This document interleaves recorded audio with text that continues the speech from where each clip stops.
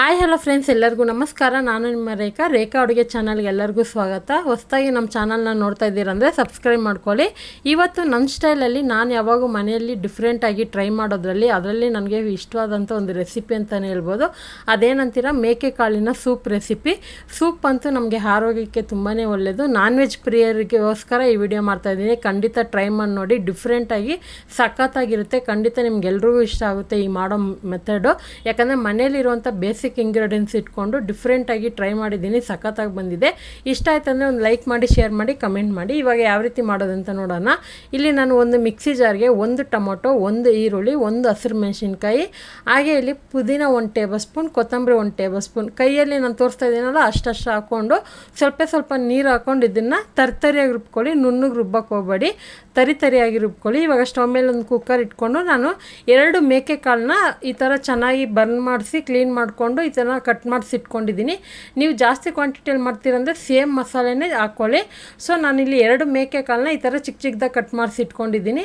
So ಹಂಗಾಗಿ ನಾನು ನಿಮಗೆ ಲೆಕ್ಕ ಹೇಳ್ತಾ ಇದ್ದೀನಿ. 2 ಕಾಳನ್ನ ಈ ಥರ 4 ಭಾಗ ಥರ ಕಟ್ ಮಾಡಿಸಿ ಇಟ್ಕೊಂಡಿದ್ದೀನಿ. ಈಗ ಇದಕ್ಕೆ ನಾನು ಕರ್ಬೇವಿನ ಸೊಪ್ಪು ಮತ್ತು ರುಬ್ಬಿರೋಂಥ ಪೇಸ್ಟ್ ಹಾಕ್ಕೊತ ಇದ್ದೀನಿ. ಮೇಕೆ ಕಾಳನ್ನ ಸುಟ್ಟಿರ್ತಾರಲ್ವ, ಚೆನ್ನಾಗಿ ತೊಳ್ಕೊಬೇಕು ನೀರಲ್ಲಿ, ಒಂದು 5-6 ಸರಿ ತೊಳಿಬೇಕು. ಆನಂತರ ಇದಕ್ಕೆ ಶುಂಠಿ ಬೆಳ್ಳುಳ್ಳಿ ಪೇಸ್ಟ್ ಅರ್ಧ ಟೇಬಲ್ ಸ್ಪೂನು, 1/4 ಟೀ ಸ್ಪೂನ್ ಅರಿಶಿನ ಪುಡಿ, ಅರ್ಧ ಟೀ ಸ್ಪೂನ್ ಧನಿಯಾ ಪುಡಿ, ಅರ್ಧ ಟೀ ಸ್ಪೂನ್ ಅಚ್ಚ ಖಾರದ ಪುಡಿ, 1/4 ಟೀ ಸ್ಪೂನ್ ಪೆಪ್ಪರ್ ಪುಡಿ, 1/4 tea spoon garam masala, 1/4 tea spoon ಜೀರಿಗೆ ಪುಡಿ.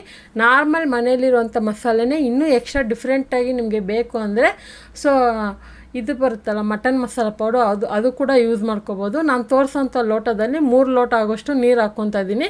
ಯಾಕಂದರೆ ಇದು 3 ಲೋಟ ಅಂದರೆ 3/4 ಲೀಟ್ರ್ ನೀರು ಬರುತ್ತೆ. ನೀವು ಬೇಕಂದರೆ 1 ಲೀಟ್ರ್ ಕೂಡ ಯೂಸ್ ಮಾಡ್ಕೋಬೋದು, ಅಂದರೆ ಎಕ್ಸ್ಟ್ರಾ ಇನ್ನೂ 1 ಗ್ಲಾಸ್ ಹಾಕ್ಕೋಬೋದು. ಹಾಗೆ ರುಚಿಗೆ ತಕ್ಕಷ್ಟು ಉಪ್ಪು ಹಾಕ್ಕೊಂಡು ಚೆನ್ನಾಗಿ ಮಿಕ್ಸ್ ಮಾಡಿಕೊಂಡು, ಇಲ್ಲಿ ನಾನು ಒಂದು ಸ್ವಲ್ಪ ಎಣ್ಣೆ ಹಾಕಬೇಕಾಯ್ತು, ಹಾಕಿಲ್ಲ ನಾನು. ಲಾಸ್ಟಲ್ಲಿ ತುಪ್ಪ ಹಾಕ್ಕೊತೀನಿ. ನೀವು ಈ ಥರ ಮುಚ್ಚಳ ಹಾಕೋಕ್ಕೆ ಮುಂಚೆ 1 ಸ್ಪೂನ್ ಎಣ್ಣೆ ಹಾಕಿ ಮುಚ್ಚಳ ಮುಚ್ಚಿಬಿಟ್ಟು ಐ ಫ್ಲೇಮಲ್ಲಿ 1 ವಿಸಿಲ್ ಬಿಡಿ. ಐ ಫ್ಲೇಮಲ್ಲಿ 1 ವಿಸಿಲ್ ಬಂದಿದ ತಕ್ಷಣ ಇಮ್ಮಿಡಿಯೇಟ್ಲಿ ಸ್ಟವ್ನ ಲೋ ಫ್ಲೇಮಲ್ಲಿ ಇಟ್ಬಿಟ್ಟು ಒಂದು 7ರಿಂದ 8 ವಿಸಿಲ್ ಬಿಡಬೇಕು. ಆನಂತರ ಪೂರ್ತಿ ಗ್ಯಾಸ್ ರಿಲೀಸ್ ಆದಮೇಲೆ ಓಪನ್ ಮಾಡಬೇಕು. ನಾನು ಅದೇ ಥರ ಮಾಡೋದು. ಯಾಕಂದರೆ ಮೇಕೆ ಕಾಳು ಬೇಯಬೇಕು, ಚೆನ್ನಾಗಿ ಬೆಂದರೆ ಅದರಲ್ಲಿರುವಂಥ ರಸ ಎಲ್ಲ ಇಳಿದು ನಮಗೆ ಸೂಪಲ್ಲಿ ಟೇಸ್ಟ್ ಕೊಡೋದು. ಇವಾಗ ಕೊನೆಯಲ್ಲಿ ನಾನು ಒಂದು ಅರ್ಧ ಸ್ಪೂನ್ ಆಗೋಷ್ಟು ತುಪ್ಪ ಹಾಕ್ಕೊತಾ ಇದ್ದೀನಿ.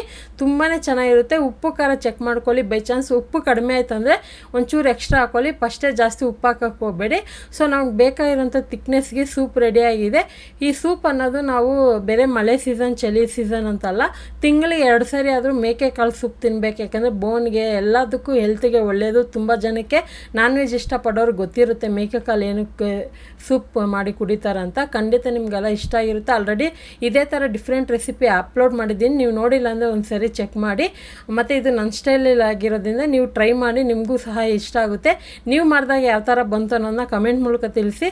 ಇವತ್ತಿನ ಮೇಕೆ ಕಾಳು ಸೂಪ್ ರೆಸಿಪಿ ಇಷ್ಟ ಆಗಿದ್ದರೆ ಒಂದು ಲೈಕ್ ಮಾಡಿ, ಶೇರ್ ಮಾಡಿ, ಯಾವ ಥರ ಇತ್ತು ಅಂತ ಕಮೆಂಟ್ ಮಾಡಿ. ರೇಖಾ ಅಡುಗೆ ಚಾನಲ್ನ ಹೊಸದಾಗಿ ನೋಡ್ತಾ ಇದ್ದರೆ ಸಬ್ಸ್ಕ್ರೈಬ್ ಮಾಡ್ಕೊಳ್ಳಿ. ಈ ವಿಡಿಯೋ ನೋಡಿದ್ದಕ್ಕಾಗಿ ಎಲ್ರಿಗೂ ಧನ್ಯವಾದಗಳು.